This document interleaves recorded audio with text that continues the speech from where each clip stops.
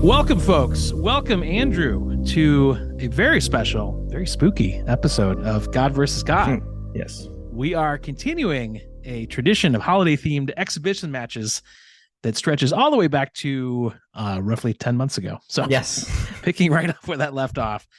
And many of you will recall that last year, just about a month or two after wrapping up our first season, Greco-Roman style, we recorded a surprise episode 15 holiday special pitting Saturn against Santa. And that was pretty well received. We even enjoyed by some of our less hardcore fans. Right.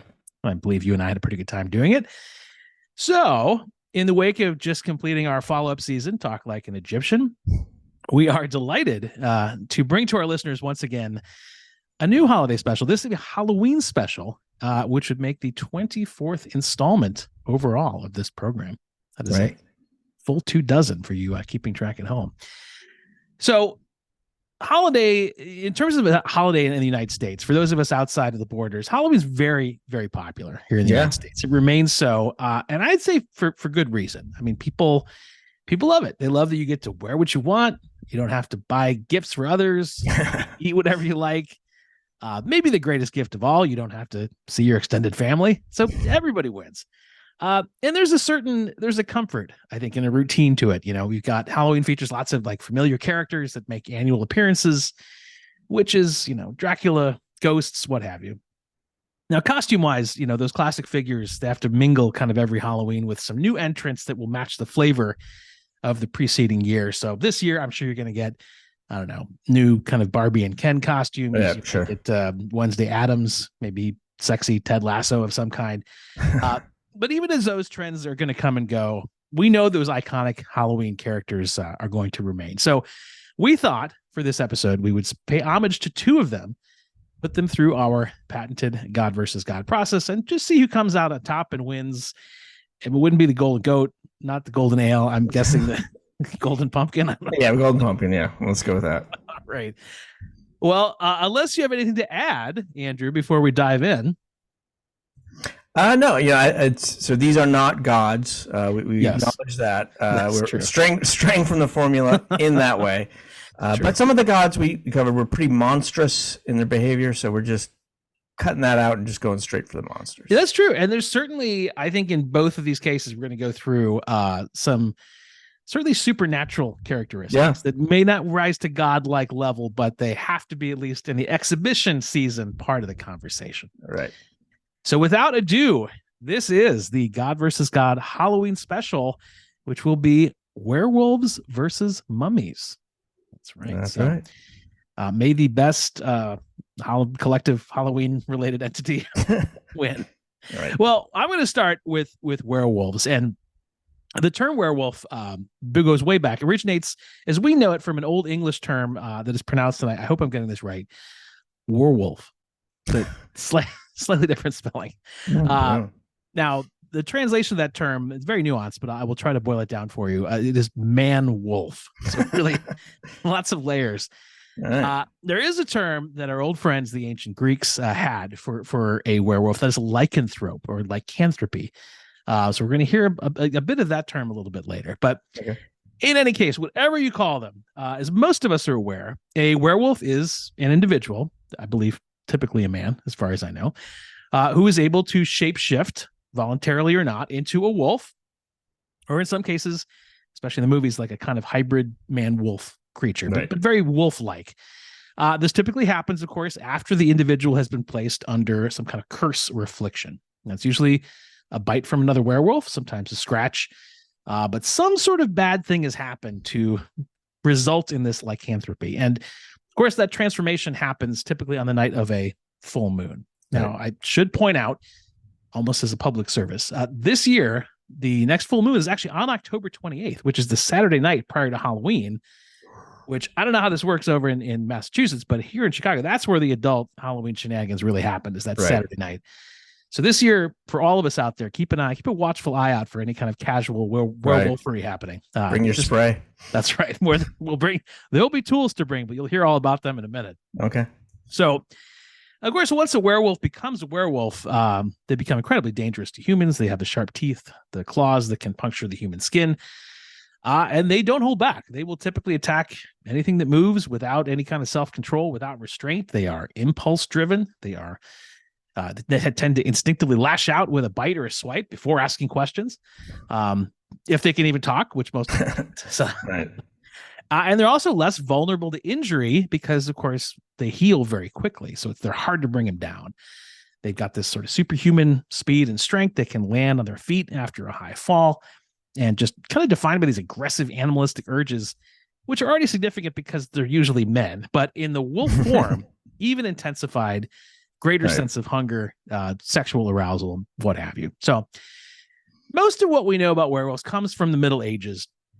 But given the nature of this program, I have to point out there are references to men changing into wolves that go way back to classical antiquity, that even sort of overlap with our sweet spot here. So we have a story from Ovid in the Metamorphosis with King Lycaon of Arcadia. Now, that's the guy whose name will end up giving us lycanthropy for reasons you'll see. Lycaon is visited by none other than the god of gods himself, the hero of episode 12, Zeus. Now, Zeus has to visit the king disguised as a common man. Now, of course, listeners will recall from numerous stories in season 1 that when Zeus has to interact with mortals, he has to conceal his identity because his power is so great, he would just be too much to handle. So he comes disguised as a common man to visit King Lycaon. But the king is dubious. He's not sure this guy who's just dropping by is really Zeus. Sure. And I'm pretty confident Zeus doesn't, carry ID. So he has to devise some kind of test just to see if this is really Zeus or not. So in a bit of creative testing, he decides to kill his son, then cooks him for dinner and serves his son to Zeus in order to find out if you're really the all-knowing Zeus, you'll be able to recognize the taste of human flesh. Well, Zeus is all-knowing, and he is easily able to identify this human flesh, and he's understandably quite disgusted at the hospitality he's received. So he responds to this bad hospitality by transforming King Lycaon into a wolf, which makes him kind of the first werewolf in history. Okay. Now, to his credit, afterwards, Zeus is kind enough to then restore the king's son from being dead and then being dinner to being back to normal. But Lycaon is not so lucky. He begins, as his name would suggest, a lifetime of lycanthropy, and he's stuck as a wolf for the rest of his days. Now, interestingly, there's a later story. There's a bit of a trend here from the Greek geographer Pausanias of a man named Demarchus of Paratia, who also happens to encounter the entrails of a sacrificed human child, and as one does back then, has a taste. But Demarchus is turned into a wolf for these actions. Now, unlike King Lycaon before him, he is restored 10 years later. And get this, goes on to become not just a man again, but an Olympic champion. Oh. Yeah. I mean, comeback story of the year. Yeah. I'm sure nowadays if that happened, the anti-doping committee would be all over, competing with performance-enhancing wolf hormones or something. But back then, medal was all his.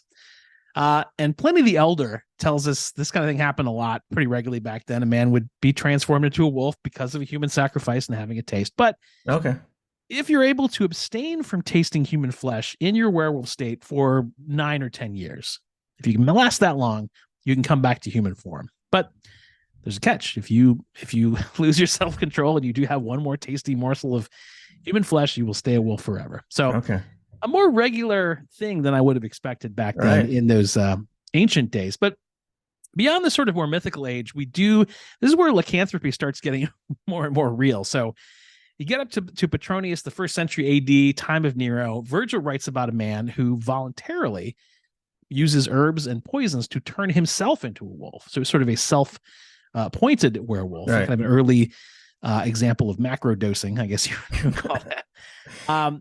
Inevitably, a little later, the early Christians get involved, as they tend to do. But none other than St. Augustine himself says, quoting, "It is very generally believed that by certain witches' spells, men may be turned into wolves."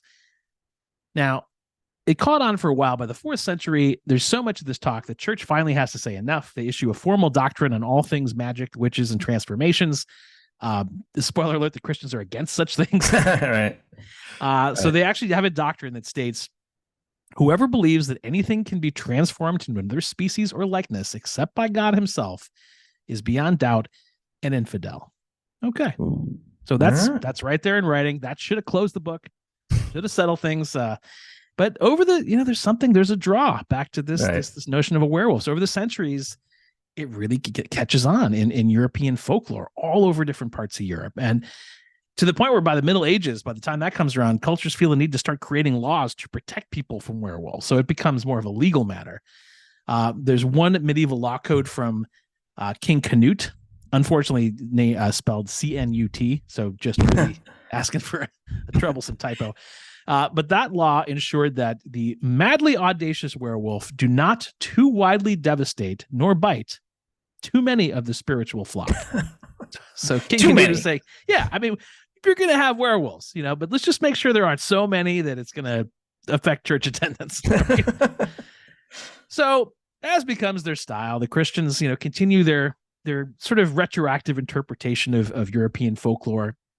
It gets us to the early modern period where the sort of werewolf beliefs make their way, of course, here to the New World and the colonists. And I use the word beliefs intentionally, Andrew, because by this time, the notion of werewolves was not just stories. It was once again a Christian legitimate belief of concern where they felt the need to take it up a notch. So unsurprisingly, werewolves began to be persecuted as an extension of the witch hunt phenomenon. So we're all aware of that happening in your neck of the woods back then. But it was news to me, werewolves were often part of those trials. And that happened back in Europe as well. So between the 15th and 18th centuries, a certain fraction of all the witch trials also includes, accusations of lycanthropy. Now, there are adjacent charges within some of those. So to be fair, there are also people being accused of wolf riding and wolf charming. So it's a bit of a broad legal category. So still very much illegal. So if you see a wolf, you do not want to ride it. It's illegal.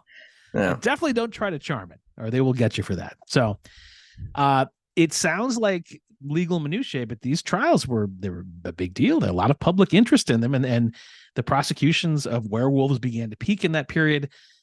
With the case of one Peter Stump, it's S-T-U-M-P-P. Now he was a German farmer and also serial killer, who was accused of witchcraft and cannibalism, and on top of that, werewolfery. Now it's a crazy story that could easily have its own episode, but it was one of the most lurid and famous trials at that time. His own defense at the end for all of his crimes, Mr. Stump ended up saying, and I presume this was under oath, he did it because he had intercourse with a succubus who was sent to him by the devil. Now that excuse, while certainly creative, did not fly. He was he was ultimately executed and ceremonially beheaded, which both ended the trial and, I will observe, led to certain irony to his being named Stump. It was really sort of prophecy there. So a number of these witch trials all over Europe, sordid characters in the headlines, like the Werewolf of Chalon in France. You had Hans the Werewolf in the Baltics. Some cases in the Spanish Netherlands. It was a genre unto itself. Yeah. Now, and we know that our own colonial witch trials in the New World over here had kind of mixed results. They weren't always successful, but turns out the people prosecuting werewolves back in the old country, those guys, they got results. A lot of executions. They got it done. But there were cases where the prosecutors, they could offer clear evidence of murder and even cannibalism, but they could not quite prove beyond a reasonable doubt association with wolves. So you might get a not guilty on the werewolfery, but the other charges, they're still going to stick. Inevitably, it starts to kind of die down. It becomes treated as a mental condition. So it turns up in Diderot's encyclopedia in France, which ultimately attributed reports of lycanthropy to a disorder of the brain. Okay. Except for one case, very late in the era, 1853, northern Spain, a fellow named Manuel Blanco Romasanta was condemned for a number of murders, but claimed to be not guilty because of his condition, his medical condition of lobochome. So he was essentially saying, I plead not guilty by reason of werewolf insanity. Did not work. It ended up that he was still charged with the murders of 9 or 10 people. There were 3 or 4 of his victims that were actually killed by actual wolves. He was trying to, claim credit for them. Again, very complicated case. But he was still ultimately found guilty, fined, and then executed. So they get the fine too. That's right. So, there were a few hundred years there, the European legal systems were clearly very busy.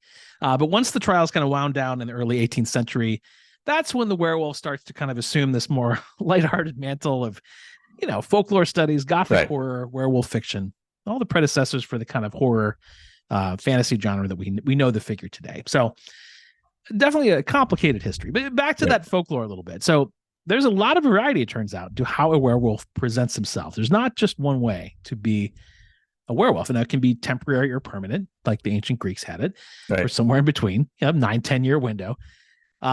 In some cases, the man becomes the wolf. I think we're kind of used to that. Yeah. In others, the wolf is actually a double who kind of goes and does his werewolf stuff while the man remains intact. There's even a version where the werewolf is actually the man's soul, leaves the body as werewolf. The man is left in a trance.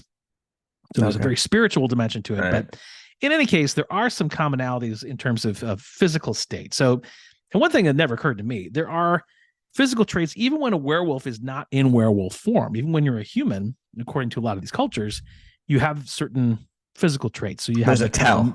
There's a number of tells inside and out. So there's like the meeting of the eyebrows at the bridge of the nose.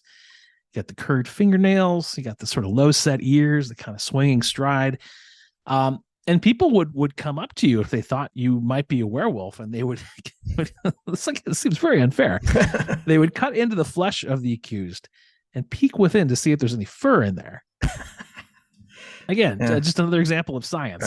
Trying to, in werewolf form, usually in most traditions, the werewolf is indistinguishable from the other wolves, although sometimes they're a little larger.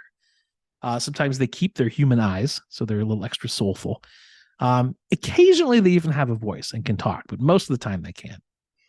Now, once you return back from being a werewolf, that's a rough transition. Turning from a werewolf back to regular man, you come back kind of weak, debilitated, nervous depression. You're in a state. So that transition is tricky. There's also a number of rituals involved when you, in the act of becoming a werewolf, which again will vary by culture. So typically you take off your clothing. Perhaps you put on a belt of wolf skin to get in the mood, I guess. I never quite explained that one. It was typical to urinate in a circle around your clothes, sort of an extra protective security perimeter, I guess. Sometimes you'd rub the body with like a magic salve. You would drink rainwater out of the footprint of a real wolf. In the Swedish tradition, there's a special beer involved, which is nice. Right.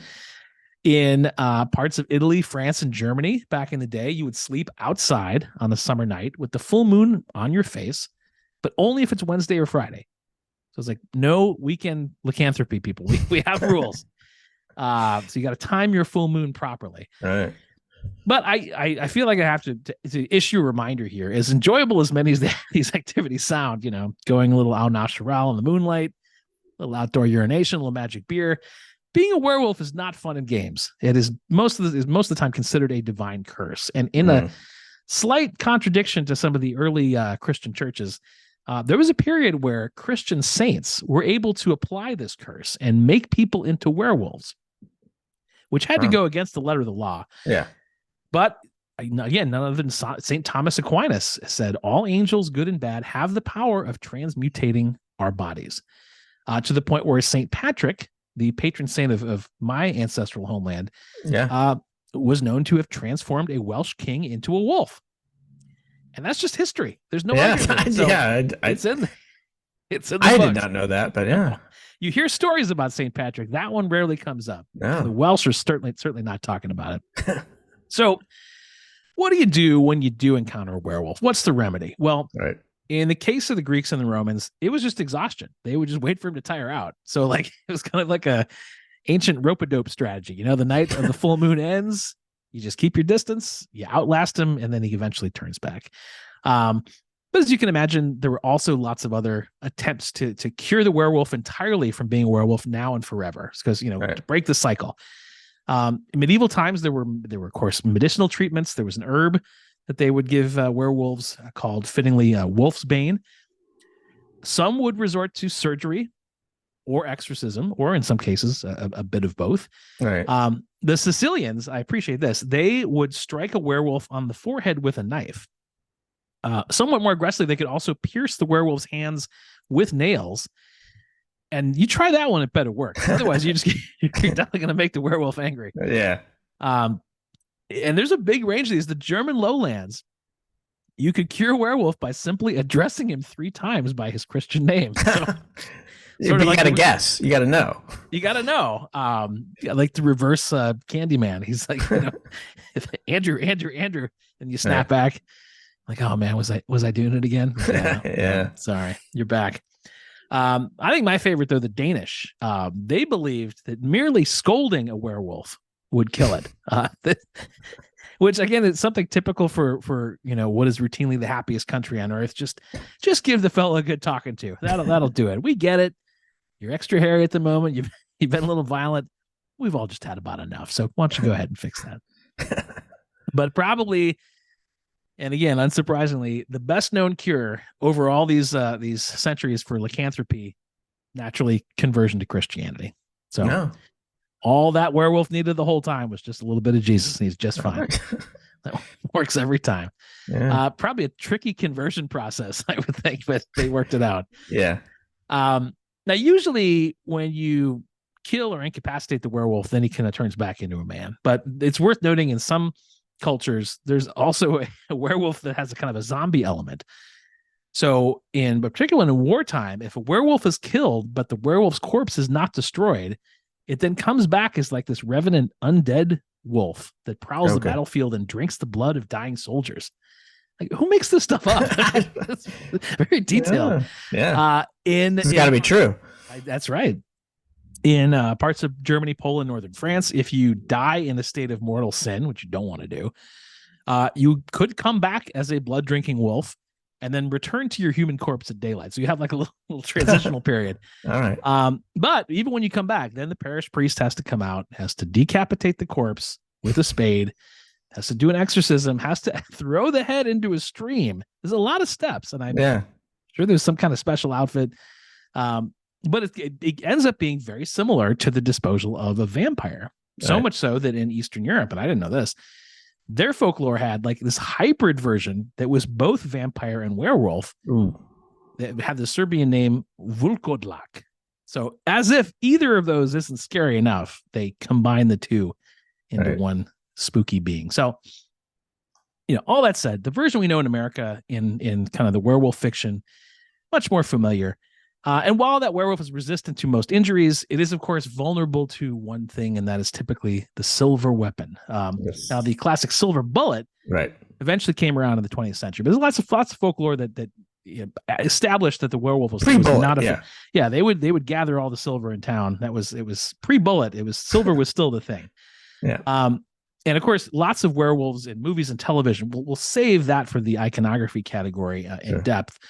But just to point out, as sort of the arc of the character, in the movies, they become not just scary, but ultimately like a little bit of sympathetic. Like they become kind of like, as I said, victims to a curse. They are suddenly the victims. They're trapped. They're unable to escape. All the way to their involvement in the Twilight series, in which case the audience felt, I'm sure, much the same way. So, little postscript. I do have to point out, the instances of actual wolves attacking humans is very low. Now, this was surprising to me. I felt that wolves needed a voice in their corner. So they did a study on it. Between 2002 and 2020, researchers found 26 fatal attacks throughout the world over the course of almost 20 years, with 14 of those just due to catching rabies. And there's quite a few in Iran, for instance. I couldn't get an explanation on that, but it's wolf heavy there. Right. So the risks are above zero, but they're far too low to calculate. So I feel like, again, as a public service message, with all the scary stuff that we know werewolves do, don't take it out on actual wolves. Those guys, they're okay. Yeah. And I think that's the key to the question of why we've been interested in wolves all these years, and the werewolf has been kind of a stand-in for that. Because they are wild, they're majestic, but they represent kind of parts of us that we would prefer to suppress, the sort of the pack mentality, the ferocious niche, the protectivity. And I think they remind us of that kind of primitive existence that many of us sort of miss from time to time. They get to fall asleep under the moonlight. They get to pee in a circle if they want, whatever they want, they can do it. And sometimes you miss that. So the werewolf becomes, I think, this sort of way of reconciling these two parts of ourselves. It's on one side, the wild side that maybe we've lost and miss, and the other more civilized side that sometimes can feel too constrained. So we tell ourselves these stories to try to reconcile those two. So even though he's a familiar and even amusing member of our traditional Halloween cast of characters, clearly the werewolf and the werewolves have a long, dark, often horrific backstory. And they do. Whether you view them in any of their forms as aged cannibals, medieval scientific oddities, famous defendants in witch trials, or alternating corpses and blood-drinking zombie wolves, they offer, I think, something for everyone. So should be an interesting contestant, given all of that backstory. And there you have it. There are your werewolves. Awesome. There's a lot of stuff I did not know, and I think it's going to make for an interesting battle. Yes, it is a long and horrific, but interesting story. Yes. Very good. Well, I will take a sip of my festive Halloween cider here and take a breather, and we will come back with the Mummies. All right. Right after this.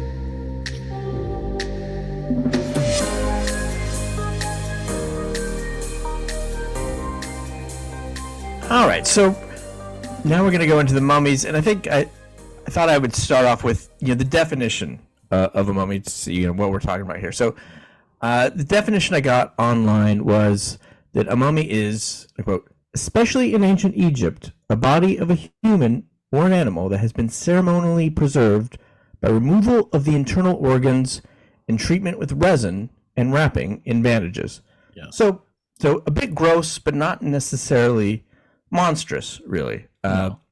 But this is a Halloween special, damn it. So we're going to talk about the monster versions. That's right. All right. So Monster Wiki, which is a thing, apparently. Now you tell me. It defines mummies as undead creatures seeking revenge against those who defiled their tombs. All right. So, and then Regular Wiki also has an entry on mummies, and they define mummies as, again, undead creatures wrapped in bandages, similar to undead creatures such as zombies or skeletons. So in the monster family, they're in the same family as zombies or skeletons who have been revived corpses. Yes. But perhaps unsurprisingly, our diligent friends at Wikipedia are not 100% right in that description. So in that we see at least there are a number of other mummy types around, and we're going to talk about all those different types. That is one that what they describe is probably the prototypical type, but there's a lot of other ones. And just a second on the etymology of mummy, that comes originally from the Persian word mum, meaning wax, and that refers back to that resin. Sure. In the definition, there's part of the preservation process, and that feeds through Arabic into mummia, and then modern French and English mummy. So pretty recognizable, pretty straightforward there. But in terms of the origins of mummification and mummies, we really again have to go back into mythology, and the mythological origins of mummification of course are something we actually covered in season 2. Yes. Talk Like an Egyptian, and that of course began with the unjust and brutal double murder of the god pharaoh Osiris by his brother, the god of chaos, Set. Yes. So after Osiris's second murder and then subsequent dismemberment for the sole purpose of preventing him from coming back, he is again reconstructed. Yes. But because of the dismemberment, he needs a new, more structurally supportive outfit than he was wearing before. Right. And hence the mummy look is born, as he is bandaged up just to kind of hold him together. Now, Osiris was a god, of course, so it's hard to say whether he was really could be considered undead or just in something of a diminished state of immortality. But I do think it is a bit of a tell that everyone seemed to agree that, it's probably better, Osiris, if you're not Pharaoh anymore. It's certainly incapacitated by any stretch. And maybe if you just retired down to the underworld, that would be for the best for everybody. Yes, so that's right. So a bit of a tell there, but importantly, for the ancient Egyptians, this did open up the path to an afterlife, at least for the well-heeled Egyptians. That's right. And the process of mummification became an important part of getting that chance to cheat the finality of death. So being mummified was a big part of this. For Egyptians, the soul was split into two parts. You have the Ba and the Ka. So two parts of your soul. Now the Ka, crucially, has to stay with the body, and that is what kind of animates your body, while the Ba is the part that can float around, but it does have to return to the body every night. So if your body happened to be buried in a shallow grave and dug up and devoured by jackals, which not uncommon. Which was a common occurrence. Well, right. In that case, your Ba is going to have a hard time finding the body when it comes back. Right. And your Ka is probably not going to be in great shape either. No. So this undead state of the mummified corpse, is important because it has to stay in this state until you can reach the afterlife. So, and again, this undead state is made more explicit, and they had what we call the opening of the mouth ceremony. So right before they put the mummified corpse into the tomb, like the last second before they closed the boulder over, a priest would come up wearing an Anubis mask and ritualistically open the mummy's mouth using a ceremonial knife, and that's going to allow the mummy to hear, to speak, to see, and eat in the afterlife. And then immediately they just close up the tomb and good luck in there. Hope for the best. You can't come out, but good luck in there. So for deceased Egyptians, like I said, their body needed to last in this undead state long enough for the soul to reach judgment by that jackal-headed god Anubis, and either be devoured by Ammit or find its way to paradise, which they called the field of reeds. So it's pretty important that the mummy have this sort of undead state, at least until the soul can reach its goal. But in addition, you talked about curses. In this case, the mummies are the ones leaving the curses. So in some cases, we do find curses left on tomb walls to ward off grave robbers. And this gets that second part of the definition about them seeking retribution for people defiling their corpse. So, tomb of a man named Kentika. This curse was left on the side of the tomb, and it says, "As for all men who shall enter this my tomb who are impure, there will be judgment. An end shall be made of him. I shall seize his neck like a bird. I shall cast the fear of myself into him." Wow. So pretty direct curse by Kentika, that should you mess with my tomb, I'm going to come back and I'm going to get you. No words to mince there. Very, very explicit. Yes. So there's later curse. They weren't always so directly threatening physical violence. Some more magical curses, but this one on a pharaoh tomb wall says, "Cursed be those who disturb the rest of a pharaoh. They that shall break the seal of this tomb shall meet death by a disease that no doctor can diagnose." Oh. So not only will you die, but they won't be able to diagnose the disease. Extra bad. Yeah, which is just that little twist of the knife. So then a modern Egyptologist records this curse from Giza that he encountered on the tomb wall, and it says, "All people who enter this tomb who will make evil against this tomb and destroy it. May the crocodile be against him in water, and snakes against him on land.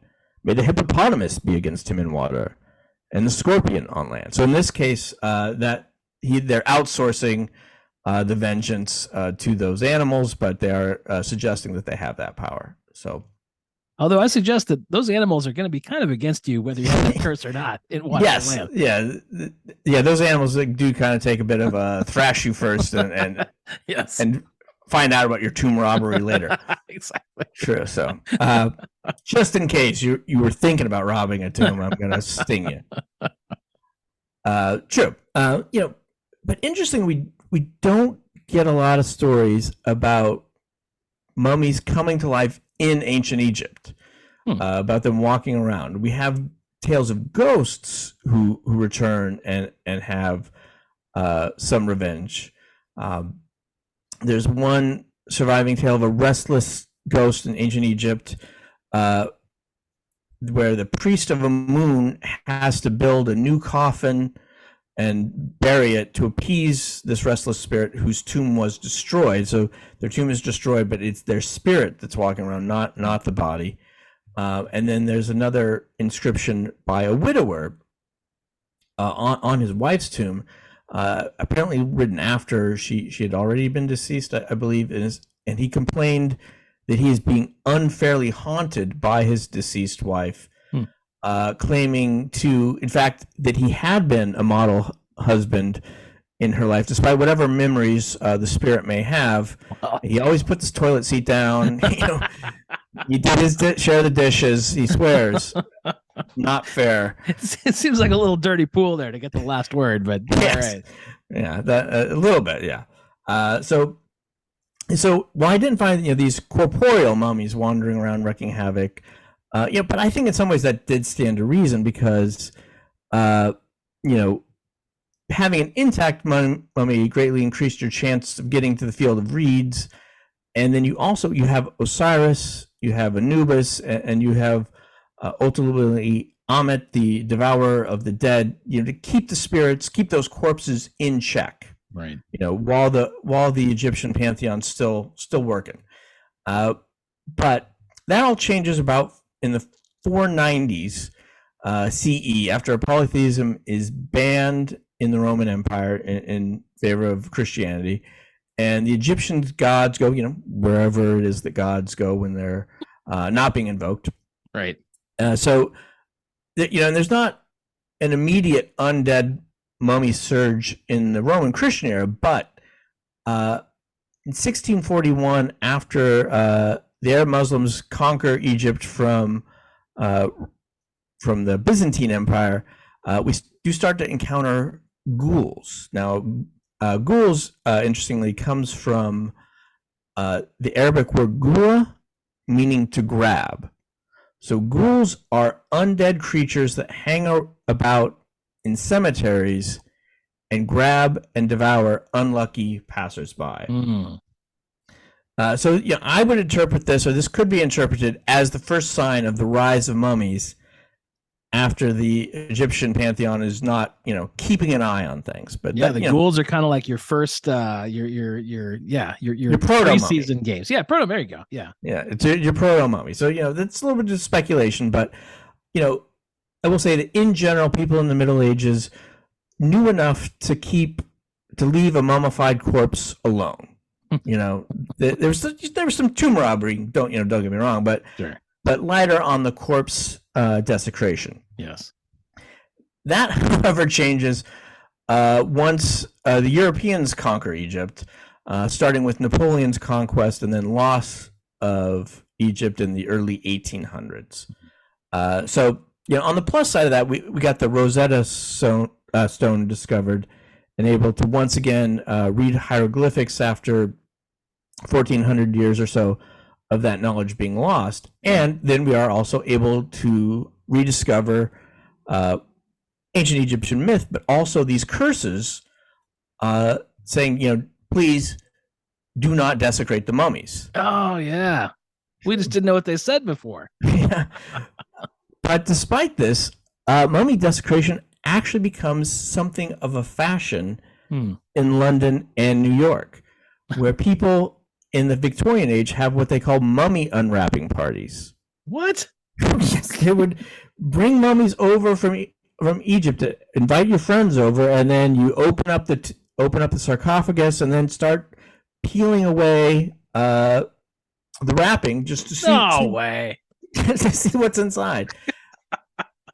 I find it hard to believe that people in Europe would take classical antiquities, illegally remove them for their own pleasure. That I've never heard a precedent of that. That is shocking.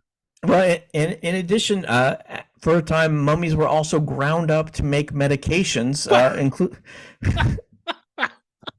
including aphrodisiacs.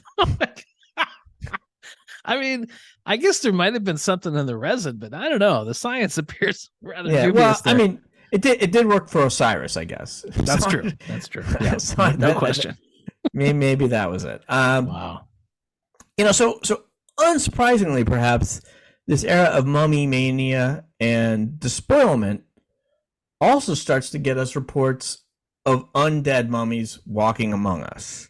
And this is where really we start to get it. So mummy lore starts to identify actually a couple different types of the revenant mummy. And I'll kind of what I identified as the main axis of variation is one, the physical state of the returning mummy, and then the other one is the motivation for the mummy's return to life. So we're going to get mummies who, believe it or not, were considered to be, very much conventionally physically attractive or even hot. Okay, there's the hot mummy, and then of course, hard to picture, but okay, yeah, yeah. Then of course there were the mummies that were, very very much not. Which is the more typical yes. At all. And then on the motivation side, we get usually kind of some mix of either an eternal true love and or blind revenge. So, and even though, most depictions now in the really recent times have had mummies as males, especially in the 19th century, that was not always the case. It was more of a male or female. Could be either. Okay. So first, I'm going to talk about kind of what the love mummy tradition. Mummies who are brought back to reclaim a lost love or avenge their lost love. So, and those again can be either male or female. However, these are the ones that tend to be in better physical condition, playing harder, which is fortunate because that's probably going to give you a little bit better chance. Yes. At reclaiming that lost love. So, the revenge mummy, on the other hand, is awoken from eternity, perhaps dragged out of paradise, the field of reeds, and they're not happy about it. And those do tend to be male mummies for the most part.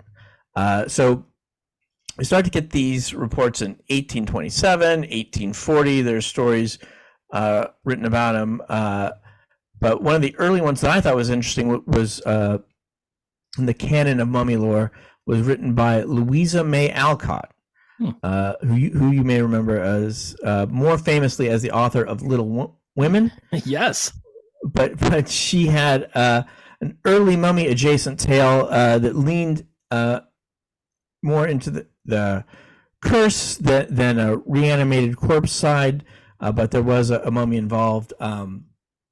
Another famous author who really added to mummy lore was Bram Stoker, who again, more famous for writing about vampires. Yes. But he also wrote about mummies in a book called The Jewel of the Seven Stars.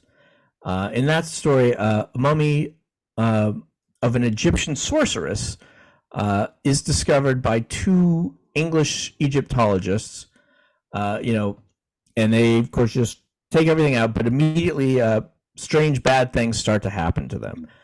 So at first, the mummy and the tomb objects are stolen from our Egyptologists, who are, of course, the rightful thieves.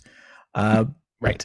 But the second thieves end up dead and rediscovered by the Egyptologists. But just after the Egyptologists recover the artifacts, they go into a 3-day trance, and the lead archaeologist's wife goes into labor, is pregnant, obviously, and she dies in labor. Uh-huh. And then the story fast forwards 16 years. We don't really, somehow they get out of Egypt. We don't really know. But the lead Egyptologist has apparently been trying actually to revive the mummy in a secret chamber in his basement for the last 16 years. Wow. And this is only discovered after he goes into a coma for a few days and then wakes up with a new vision of how to bring the dead sorceress back to life. And it's a complicated method that he has, but it involves freeing her spirit from a cat mummy where he's determined that her spirit has been trapped, and putting it into her own mummy, using his 16-year-old daughter as the medium. And this works, despite the Egyptologist being completely wrong about the cat mummy having anything to do with this. You win some, you lose some. That's science. Yeah, but his daughter was actually possessed by the sorceress, and the mummy is brought back with the unfortunate side effect that she kills everyone involved in this except for the narrator who's relating this story to us, and then escapes into the English night. So, never to be seen again. Then we have the Unseen Man story. We get a love mummy there. And in that one, a French Egyptologist is drawn by his dreams to explore the ancient city of Thebes. So I'll give you the story synopsis on that one. So once he's there, he discovers the previously unviolated tomb of Queen Amunhut. Throughout the tomb's halls and chambers, he encounters reanimated mummies which stalk him, intent on killing him. When the mummies succeed in capturing him and dragging him before the queen, they prepare him for sacrifice. We readers learn that his aptitude for Egyptology and ancient languages are due to him being a reincarnation of Amunhet's lover, and he is being called to account for misdeeds against the queen in his previous life. And it ends with the literary question, can love save the Frenchman from death? So he's got to plead his case that whatever he did 3,000 years ago is not, there's some sort of statute of limitations on that. Yeah, you'd hope it would expire by then, but maybe not if you're a Frenchman, I guess. Yeah. So then another famous vampire writer, much later, contributes to the love mummy idea. And this is Anne Rice, who has a story called The Mummy Ramses the Damned.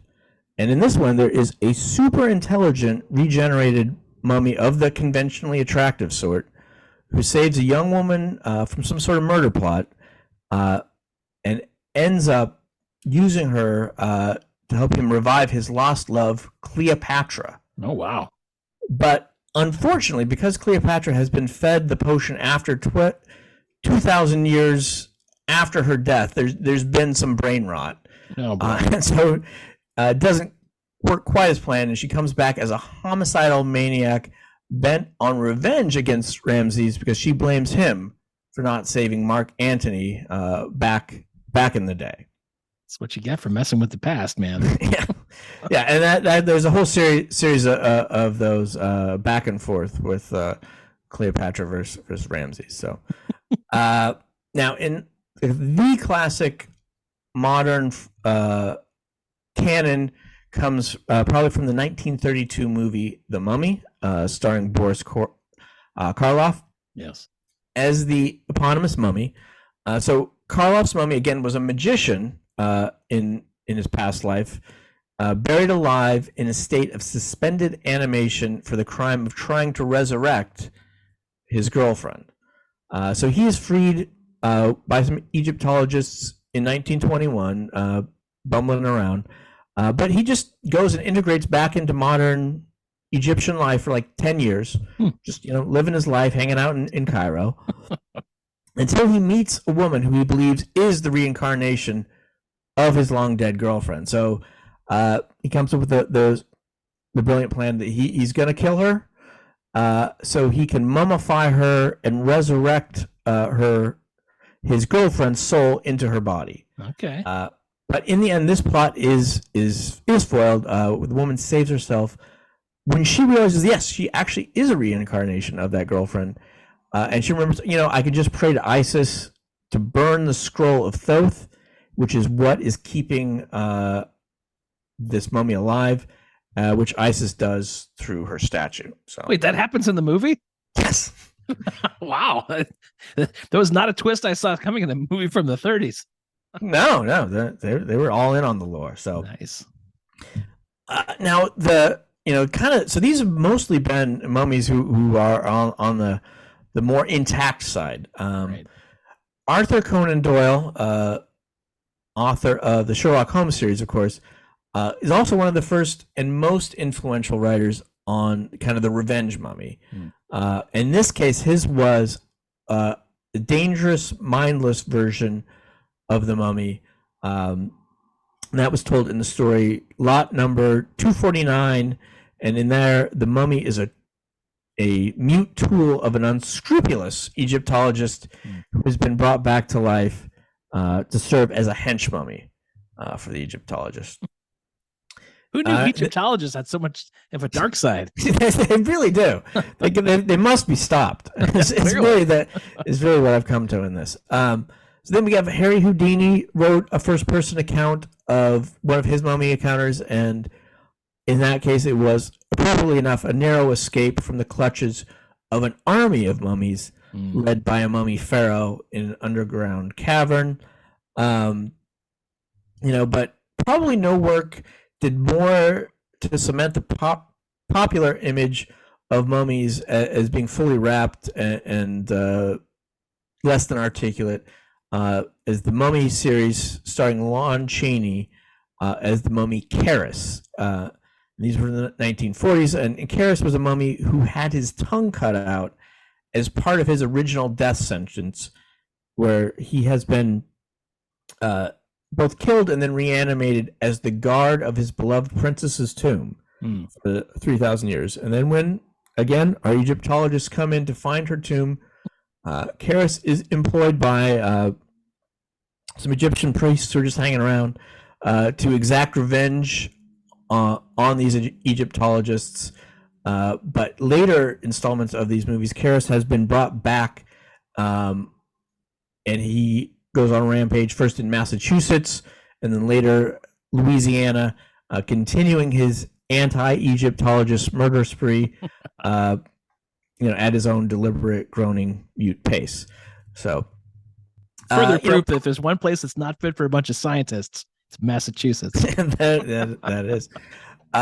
So popular culture tends to focus on the mummies closer to that lot 249 and Lon Chaney mode of maybe subnormal intelligence.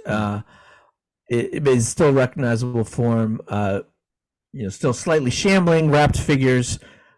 Sometimes without the power to speak, but wrapping up, I would say whether attractive or atrocious, whether they have the gift of gab or the gift of grab, mummies do tend to be killers. But as we've seen, they usually do have their reasons, and those reasons are usually down to Egyptologists. Wow, that is again many levels of understanding beyond what I had.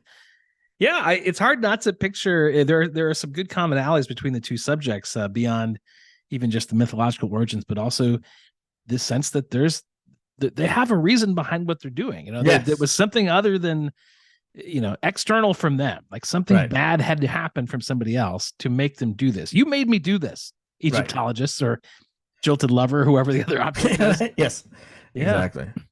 There's a moral dimension to this that I was not anticipating beyond the fun and spooky games. I think we got a match. Seriously. Oh, this is going to be a doozy. Well, let's gear up for that. And after this quick breather, we will come back in for our 5 categories to see whether the werewolves or the mummies win our exhibition match. Right after this. All right.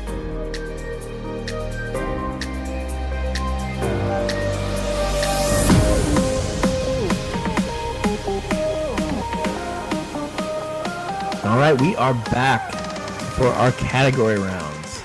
And We have 5 categories. We're going to face off here, and as always, we will start with Immortal Combat, which is once again, the schoolyard decision of who would win. So I'm going to start off.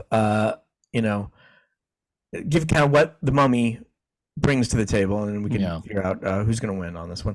So again, I think the problems with mummies here for this category is there's a big range of both powers and intelligence. So I think we kind of have to go with kind of the median. Not the most powerful. On one side we have the Mummy Imhotep in the 1999 hit film The Mummy. And he had the ability to summon an army of scarab beetles and a sandstorm. Sure. And he had his own kind of mummy minion army, which they sometimes do.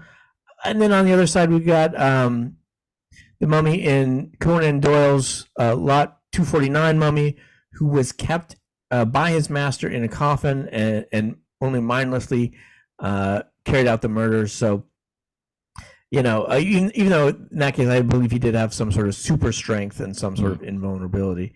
But, possession seems to be a fairly common mummy ability. The ability to hypnotize people, especially in their dreams, to do what they want. Saw that in Stoker's mummy. An alpha mummy can have the ability to raise and command the bodies of the deceased around them in cases. Yeah. In some cases they have a talent for learning new languages and just disappearing into a crowd, getting a job at the museum. So we have a fully loaded mummy of a magician or a sorceress, and they're going to be very formidable. Right. If it's a mummy schlub who was raised by someone else, less so. But I think the median mummy is going to have some super strength. They're going to be hard to kill. Maybe have a little bit of hypnosis or dream influence, kind of the median. But that's about it. There's some vulnerability. We saw that sometimes their power to be reanimated is tied to a certain other object, and if you can figure out what that object is, and destroy it, you can actually destroy the mummy. Which you would assume word is out on that, as a sort of Wolfman opponent would have read up on the literature before this fight.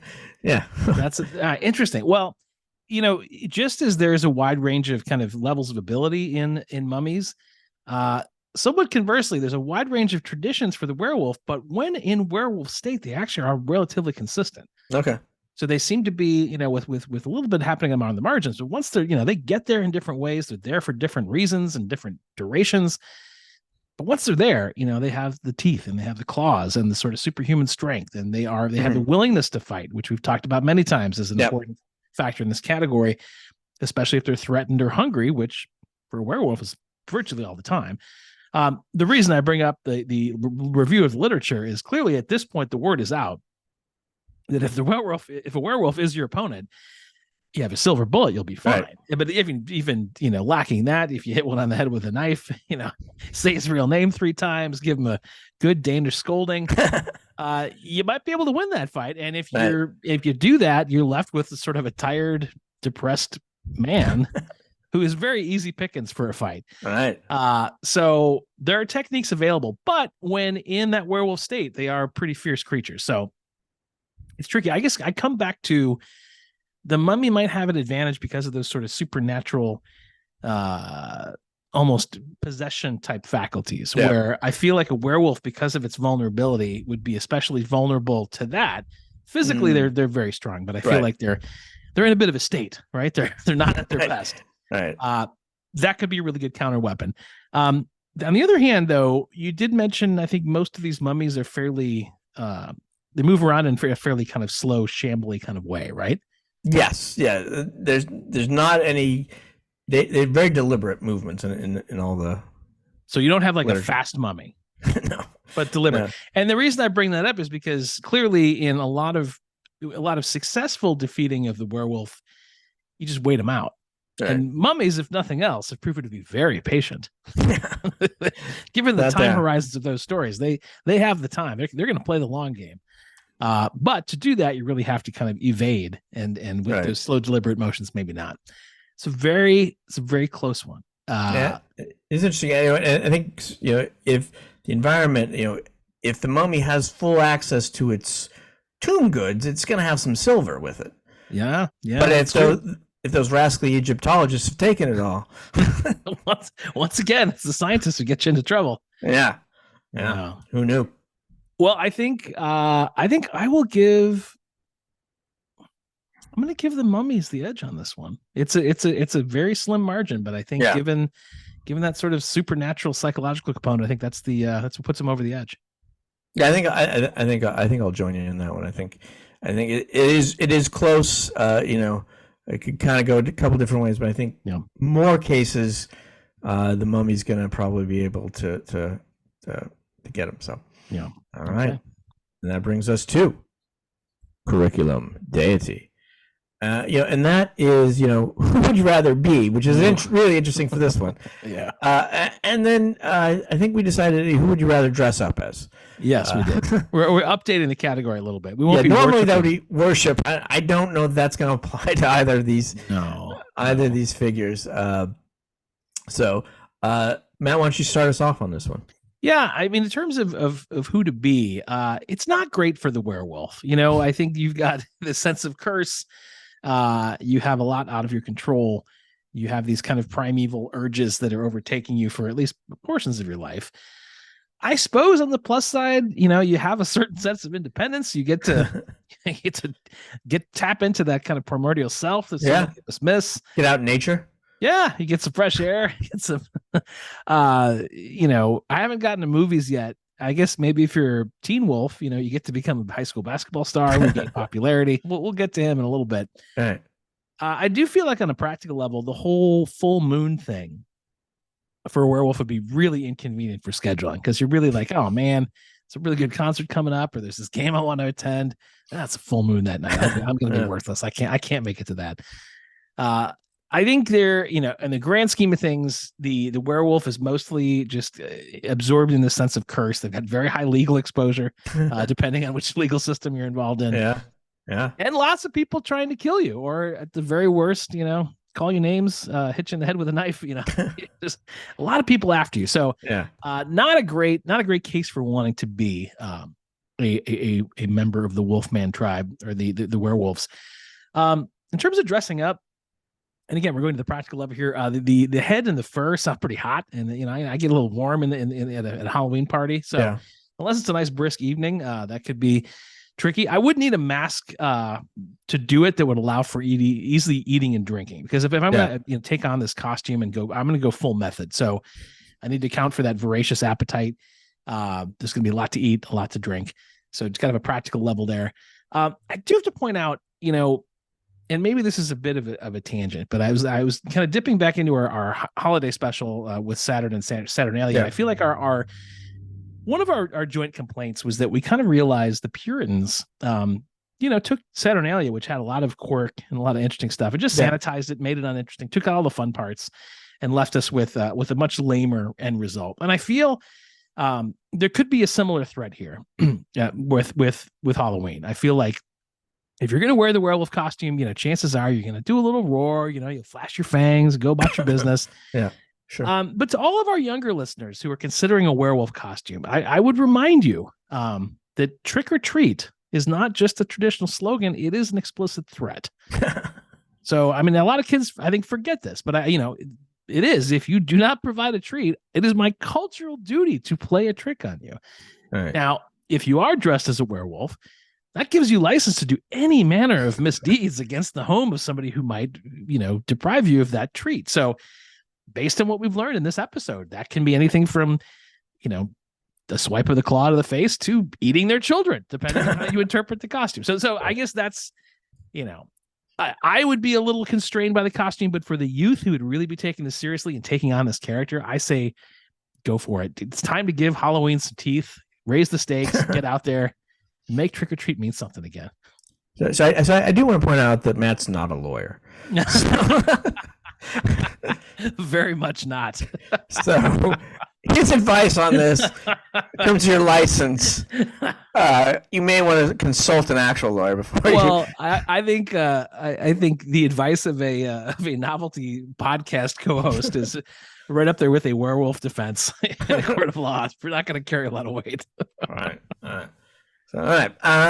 Interesting. So, I would say first on the downside of being a mummy, you can't really get around this. Is that first you have to be dead. That's true. Yeah, that's true. You have to have died. That comes first. Now, to be fair, odds are pretty high that eventually that is going to happen to us. Yes, very.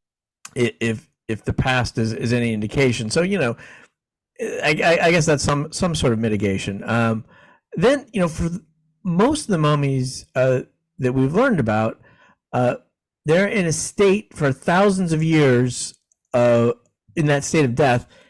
And in that case of Imhotep, in the mummy, he's conscious that whole time of being buried alive. Yeah, that's not good.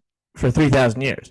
So him getting up and then reintegrating into Egyptian society for 10 years is pretty good. I mean, that is good. Yeah, that is a win for him. But others, wake up occasionally and they have a party under the pyramids, as we saw with one of those with the Houdini mummies. Sure. Then when you wake, if you have enough juice to fully restore your body, you can unwrap and just kind of go about your business. Otherwise, you'll still need to keep that full money garb. Yeah. Still keep that wrapped up. And then most of what you're likely to do is to either seek your lost love or revenge on some bubbling Egyptologists. But honestly, the success rate, especially with the long lost love, is not great. In fact, there are no cases that I found where they were successful. Right. So that's not great.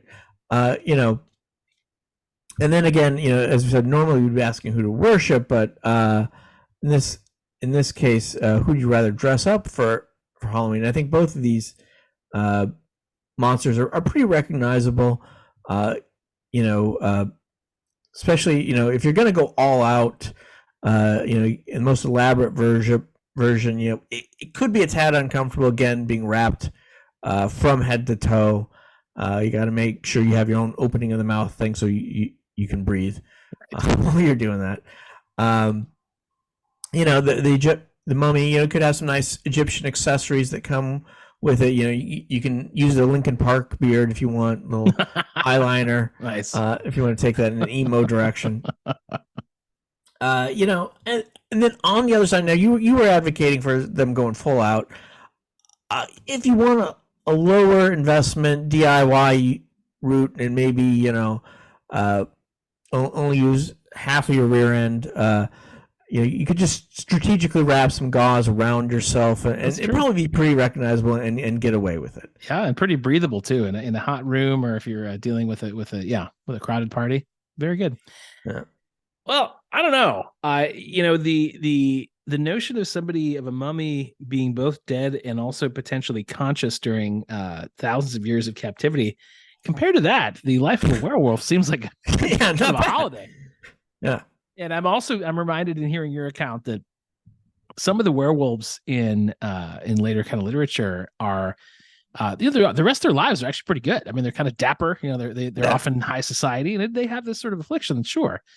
But for, let's call it, 28, 29 days of the month, I think it's pretty good compared to lying in a sarcophagus for thousands of years. That's not half bad. Right. I think all told, I'm going to have to. I'll give my vote to the werewolves on this one. Yeah, no, I agree with you on that. I think the idea of being buried alive for 3,000 years is a deal breaker. It's a bit of a deal breaker. So, it's no wonder that they get up and they're upset. Yeah, and if there was even one or two cases of lost love actually being successful in that scenario, that's one thing. But if they're bat no for everything, then no thanks. It's not going well. No. So all right. All right, so that moves us on to our third category, which is good God, where we decide, who is, well, not God, but a good monster, I guess. Good monster in this case. And I think they both have kind of an interesting case to make. So, Matt, why don't you take the lead on this one? Yeah, it similar to the spread of different varieties in the early versions, the middle-aged versions. A lot of baby cannibalism, not a great look. Sure, they got their curse and did their time, but still not great for your character. But there are those who did, finish their sentences. They did their 9 or 10 years, then they were reintegrated into society, and in some cases won Olympic medals. So there is a certain redemption to some of even those older stories.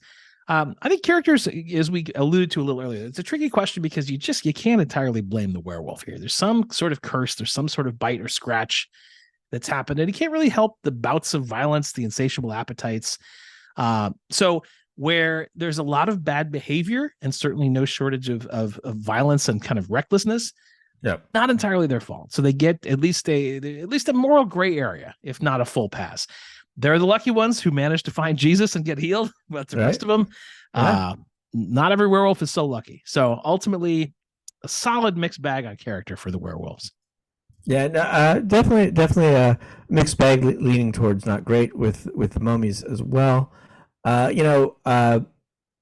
of the mummies start off kind of as evilish sorceresses or magicians, and they're causing havoc. But when they come back, interestingly, I think in some ways the love mummies are actually kind of the worst of the bunch, because they tend to look and find an innocent victim who just kind of resembles the person they had a crush on 3,000 years ago. Yeah, there's a tough moral case to be made there. Yeah. Yes, so there's really no case that is in any way justified, and they know what they're doing. They're satisfying their own sort of lust or their own passion, right? Yes. So it's a crime of passion, but it is also premeditated. Yes. In the case of the revenge mummies, you do feel kind of a lot of times that these Egyptologists had it coming. I think so. One after another. Yeah. They started it. They started. They're digging up the bodies. They're unwrapping parties in London. In the case of the one in the Bram Stoker, they're actively trying to raise the mummy out of its state of death. Just don't do that. No. I put the curse up on the wall for a reason. It was right there in black and white. Right. Sure, it was the hieroglyphics, but you should have known. You had the Rosetta Stone. There's no excuse. So a bit of a mixed bag on there, and I think it depends on motivation and what is sparking that killing spree. So it's a tough one. Yeah, I think I give, because of the intentionality of a lot of the mummies' misdeeds. Yep. I think I give the Wolfman the edge. I think in some ways those early sort of more cannibalistic stories are more the outliers. The werewolves as we know them, I feel like are also wronged and are doing the best they can with what they have, and they can't wait to be done being werewolves. Like the mummies seem to be relishing their opportunity to get something or do something. Whereas those werewolves, man, they're just counting the hours until that full moon is gone, because this is enough. Right. So I think that the intentionality it goes to the premeditation. Yes. Makes the mummy a bit of a worse case. Yes. So I'm gonna agree with you. So now we have iconography, and so this is who has the larger cultural impact with us today, and I think this is going to be a really interesting category. So I wanted to stick with some of the favorites. So I went to first start off with baby names. So baby names stats page, and that I found there are 9 people in the United States with the first name Mummy. What? So, that is 9 more than I was expecting. Yeah, 9 in one name particular year. This was just how many total. there are. Yeah, okay. Total. So they're out there, not many of them. There are, I counted over 40 different Mummy movies in one database, and in film, of course, we have the king of all of them is the Brendan Fraser, Rachel Weisz film franchise, and that topped out actually with the second one, The Mummy Returns, with a box office gross of $202 million. Wow.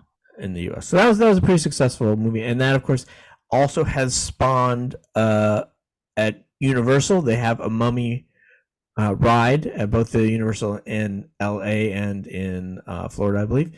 And I believe it even spun off the Dwayne "The Rock" Johnson Scorpion King movie, if I'm not mistaken. Yes, that is true. Multi-character franchise.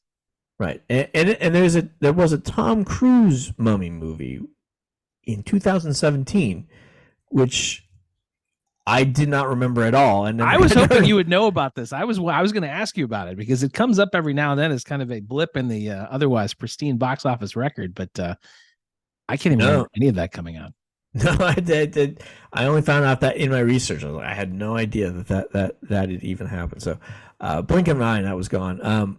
Now, from the Brendan Fraser franchise, though, we did get a spinoff of a Mummy holster. So this is where you too can look like an early 2000 era Brendan Fraser adventurer. So nice. In the style of his character at the time. So yeah, there were a lot of literature that I talked about, so I don't want to go back into that too much, but one that maybe didn't quite make its way to the canon, there was a YA fiction novel called Unwrap My Heart. And I will give you the synopsis from that. Sophia is just a normal high school girl worried about getting her homework done and looking cool in the lunchroom when he shows up. A devastatingly handsome new kid, mysteriously covered in decaying bandages and staring at her from the empty holes where his eyes should be. She thinks, he's just a hipster. But is there more to this handsome stranger than meets the eye? Yes, he's a mummy. What tipped it off? The decaying gauze? Yeah, I think so. Yeah, where his eyes should have been. So I'm pretty sure that one is all meant as a bit of a goof. I think so. Yeah. So a couple other mummy things. The mummy eye chalice is a colorful kind of coral. Okay. The mummy spider is a criminal entity linked to the development of malware against your computers. Okay.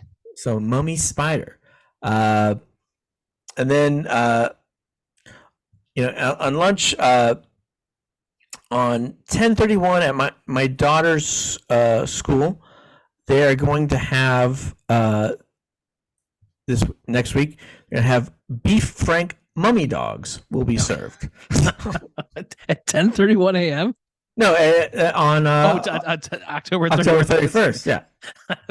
Leave it to me to be mostly disturbed by the timing of the meal. It seems very early. Very early. All right, I'll go. I need it. Don't get me wrong. Exactly. So clearly, the cultural impact is left far and wide with this legacy. Yeah. So I got a couple more. Nike has a pair of sneakers known as the Mummies, which have appearance of being wrapped. They're on sale. So Pop Sugar listed a website called Pop Sugar listed the Mummy as its 12th most popular classic Halloween costume.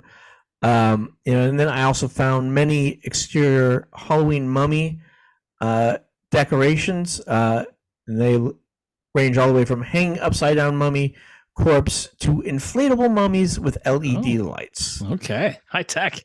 Yeah, so there's a few things that I found I thought were notable. So what do you have on werewolves? Yeah, the legend lives on. So I will dip a little bit deeper in literature in the film here. So sure. I mean, you mentioned Bram Stoker earlier. We do early on in the 20th century get the werewolf as a kind of a side character in Bram Stoker's Dracula, and a short story called Dracula's Guest, which I imagine the werewolf was like his roommate or staying in the pool house. Yeah. But that most famous incarnation of Dracula claims that werewolves actually originated from his own racial bloodline. So Dracula's case in Bram Stoker was that, yeah, I'm actually related to these guys. Okay. And that version of the Dracula could also shapeshift into a wolf at night, but cannot do so during the day, except, interestingly, at noon.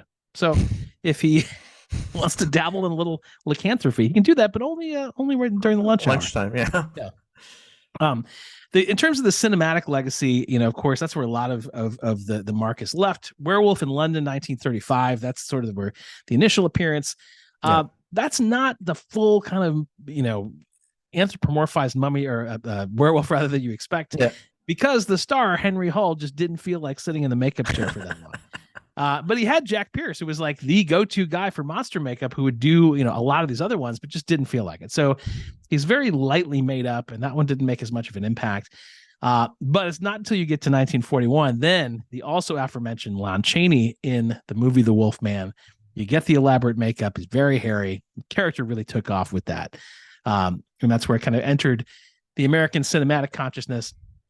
You get a little more comic treatment in one that I remember a little bit, American Werewolf in London, 1981, John Landis, which, of course, would influence Michael Jackson's Thriller video, nearly 14 minutes, just 2 years later, 1983, which depicts an otherwise blameless man who is infected by the curse of the wolf. So he was so impressed, Michael Jackson was, by American Werewolf in London, that he hired John Landis to make that video. Okay. There's Jack Nicholson in Wolf, 1984. Didn't really see that one. I alluded to it earlier. My personal favorite, of course, Teen Wolf, whose full title is Teen Wolf the Movie, just in case you're not clear. 1985, of course, Michael J. Fox, the great diminutive Canadian, becomes a werewolf and somehow a high school basketball star. And no need to rehash the plot of that one, but my favorite bit about this movie, this is true. Decades later, none other than LeBron James complained that the basketball action in the film was not realistic. So to LeBron, that was the unrealistic part of the film. It wasn't, that the character becomes a werewolf. But no, it's after the bully on the other team fouls out of the game, the refs allow him to stand at the baseline and watch eye to eye our hero shoot his free throws. And that was too much for LeBron James. He had a real problem with that. So thank goodness we have the man who would star in the remake of Space Jam playing against Bugs Bunny to remind us of what realistic cinematic basketball is supposed to be. Yeah. There was a more recently, Marvel had a kind of a short movie called Werewolf by Night, kind of a black and white special, pretty good, about a year or two ago. To my knowledge, the only one of all these films which ends with the werewolf and his friend deciding to go out and grab sushi. I don't recall that being in the other ones. Yeah. Got some good music in there. There's a Paul Simon track that's pretty good. Werewolves of London, I think, of course, Zevon, that's a classic. And we haven't, we've been sticking to the notion of werewolves rather than the particular variety known as the Wolf Man. Right. But I do have to give a nod to the great 1970s DJ Wolfman Jack. Oh, yeah. Where a lot of great rock and roll acts to the fore. A darker piece of the legacy, Werewolf, which is the German pronunciation, was the code name for one of Hitler's headquarters, which is located in now Ukraine. And as World War II was winding down, there was an Operation Werewolf in which the Germans would create this commando force that would operate behind enemy lines as the Allies. So once the Allies won the war and were coming into Germany, this was going to be their plan to have commandos fighting back from the inside. Thankfully, it never came to that. So that's good. One werewolf we can definitely do without. Right. You got some of the classics. You got a role-playing game for the werewolves. You got some Dungeons and Dragons, a helicopter, a Marine squadron. And yes, in your honor, no shortage of wolf-themed holsters available on the market. various kinds. So I'd say a pretty strong legacy all told. I think most of it kind of concentrated into the films of the last few decades, but certainly lives on. I think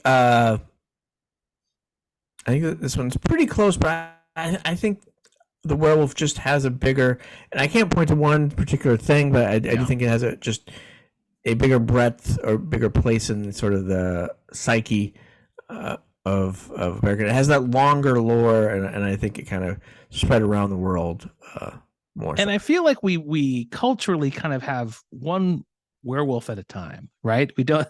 Yes, there are multiple werewolves, but we sort of have in our movies, and there's that one character who inhabits it at a time. Whereas the mummies are very much scattered in terms of who's who over the course of years. Yeah, so I agree with you. I will give the werewolf my vote in this one as well. The werewolves in the lead, 3-1. But as always, we will go to our final category, which is matinee idol. And who would make the better film or limited series? So this is an interesting one because there are a lot more mummy films than there were, say, Aristeas or Apollo films or Bastet films. So we were really having to use our own imaginations. Here, what I did is I tried to synthesize and expand upon what is already kind of a mature genre of the mummy movie. So, to make the ultimate mummy movie, I think really it has to be something we haven't seen that much in any of them, is from the perspective of the deceased embalmed person who's experiencing reanimation. So we're going to open this with our mummy being just released from her sarcophagus, wrapped in the dark. You can hear the sounds of a group of bumbling, and in this one, they're British Americanologists, because this is in the future, and they're breaking into her tomb room, and then our long-legged mummy lady springs into action as soon as the coffin lid rises, and to the tune of "Look What You Made Me Do," our reanimated anti-hero makes quick work of those Americanologists, killing all of them, except for one younger supporting member of the team who just happens to look a lot like Joe Alwyn. It was spared by her, and she puts him into a lavender haze hypnosis to serve the mummy, because yes, it's 1,000 years in the future, and the Americanologists from the new British Empire have come along to dig up the tomb of America's queen of pop music, Taylor Swift. My goodness, it was only a matter of time. So she raises her tongueless hench mummy, Harry Styles, along with her, who somehow has the ability to sing but not speak. And together, the three of them set off to settle scores with reincarnations of her feuds, like Katy Perry and music manager Scooter Braun. Sure. And then after restoring herself to her full glory while singing style, she sets off on her two real missions, which is to find the reincarnation of her true love, Travis Kelce. Rip from the headlines. Bring him back. And then to restore the American Republic from the clutches of Emperor Donald Kanye West Trump the Ninth. So this really is a horror picture. So it's a horror picture, but with the triumphant return. She is successful, culminating the movie. Well done. That is certainly adding some original modern day flair to the Mummy story. Well, had a similar challenge for werewolves. So many variations, such a deep well to draw from. Seeing clearly so many cinematic treatments that have come before. I took a slightly different route. I kind of picked an obscure story from the 12th century. Okay. Atypical werewolf story, but I think it could make a nice film. So it's a poem written by Mélie de France. It is known as Bisclaret. And I'm going to go ahead and that's the name of the protagonist is Bisclaret. I'm going to refer to him as the Baron in the rest of the pitch spare the audience the rest of my French pronunciations. But it's a sort of a sung poem from the 12th century. And we begin with him. He's a nobleman in the Brittany region of France. He's a baron, big landowner, well-established, beloved by his king, and really living his best life. There's only one wrinkle. Every week, for 3 full days, he vanishes. No one knows where he goes. And we're not talking full moon. We're talking every week, 3 days. So even his wife doesn't know. The members of his household and his subjects don't know. And his wife has got some questions because 3 days every week, you're going to get curious. And his wife is frankly feeling a bit neglected from this. So she finally begs the Baron to reveal his secret. Like, do you have another family out of town? Do you have some kind of addiction? And he says, no. In fact, he fesses up. He is, in fact, a werewolf. Now, it's never revealed in the poem why that happened. That remains a mystery. But it's the Baron's story. He's sticking to it. So he gives his wife one more important and yet puzzling piece of information. He says, here's the thing. When I do my whole werewolf time for 3 days a week, I have to take off my clothes first and hide them in a safe place. And if I can't find them at the end, I'd be stuck as a werewolf forever. Now, the wife, understandably shocked by the news, also very upset at the Baron for keeping it from her. And so she says, all right, this is enough. I got to escape this marriage. It just so happens there's a strapping knight who's had this thing for her in town for quite a while. This knight is very kind to her. He's very brave. He does not mysteriously vanish for the equivalent of 4 long weekends a month. And because the Baron just gave her this highly unnecessary detail, she gets an idea. So, as you can expect, the next time the Baron goes on his little wolf about, she dispatches the knight, her would-be lover, to, you guessed it, go and steal the clothing, which he does. The Baron is out and never comes back. And, of course, the people put on a search party. They finally give him up, leave him for dead. And as we know, he is, of course, trapped as a wolf for the duration. But the Baron's wife sees the coast is clear, marries the knight while the husband's away, and thinks she's got it happily ever after. And so then we cut to, of course, the Baron over a year-long montage where he is trapped in the forest, unable to return home, permanently in this wolf state, and wandering the lands that he once ruled over, very upset, very frustrated. But a year later, his old friend, the king, is out on a hunting trip. And wouldn't you know it, his old hunting dogs locate the Baron in wolf form, and they find him and they corner him. The Baron has to think fast. So he runs to the king and he begs for mercy the only way he can, because he can't talk. He's still in full wolf form. So he just runs to the king, takes a stirrup, kisses his legs, and just becomes the best wolf he can be, the nicest possible wolf. So everyone's really impressed that he's being a really good boy for being the wolf that they found in the forest. And they're all taken by the nobility of this creature, including the king. So the king says, come back to my castle, you noble, gentle creature. Come live with me, and we shall be companions. So that's what happens. He goes back to the castle, and the Baron is now the wolf pet of the king himself. Now, a bit later at the castle, as you can expect, there's a celebration for various reasons. And who should be attendance but the strapping knight that was able to conspire with the Baron's wife and marry her. So he's at that party. Now, the Baron, in wolf form, spots the knight, sees him, and in a fit of understandable rage, attacks him. Now, this is the noble, kind pet wolf, but suddenly just goes into this fit of rage. Now, the king calls him back, but wonders, my noble wolf here has never been so violent before. I wonder if this knight must have somehow done something wrong in the past, but then kind of moves on. Yeah. So after the party, the king is sort of making the rounds throughout the kingdom, happens to visit the Baron's old neighborhood, his old lands. And of course, the Baron's former wife hears about this, hears about the visit, comes to see the king bearing gifts. But, of course, the king, when he's walking around town, brings with him his wolf pet, the Baron.